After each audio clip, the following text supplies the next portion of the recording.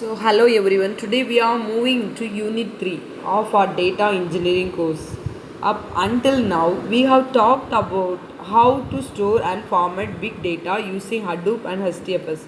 Today we are introducing the computing framework that allows us to actually process and analyze the data at lightning speed using Python, Pyspark.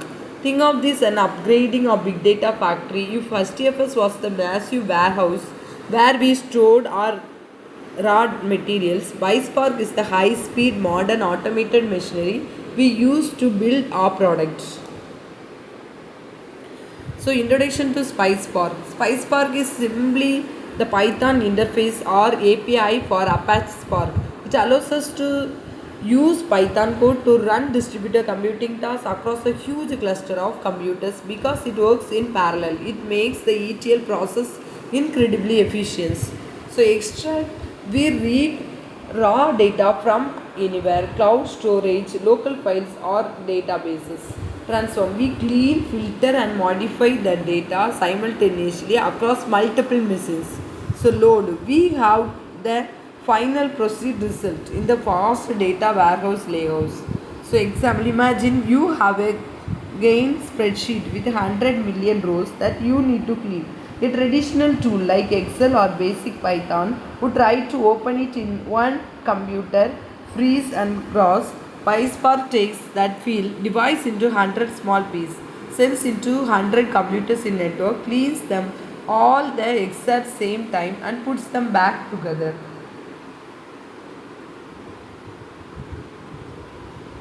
Joins, filters and aggregations. When working with data in Pyspark,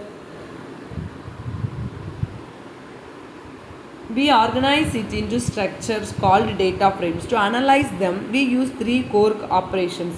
One is filters, another one is join, another one is aggregation. Filters, join, aggregation. Filter is nothing but throwing away rows we don't care about to speed up performance.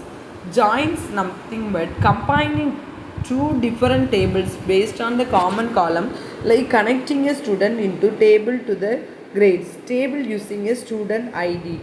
Aggregation, so gathering rows together to calculate the summary statistic like tools average or counts. So imagine you are an amazing and e-commerce data set. You filter the data to look only at the purchase made in the 2026. So then you join the purchase table with the customer profile table to see the ages of the buyers.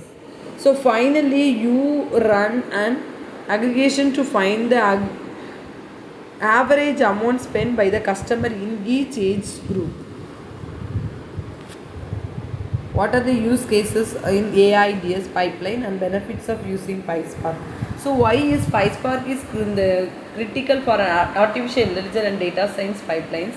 Machine learning models are hungry for clean data. We use Pyspark for future engineering and data cleaning, like filling in missing values or scaling numbers before training an AI. It is primary benefits of speed via distributed memory processing, seamless integrations with the Python laboratories, and the abilities to scale seamlessly from small laptop tests to massive cloud workloads. So, in order to conclude this section, to summarize today's lesson, Pyspark bridges the gap between the Python symbol used frequently coding language and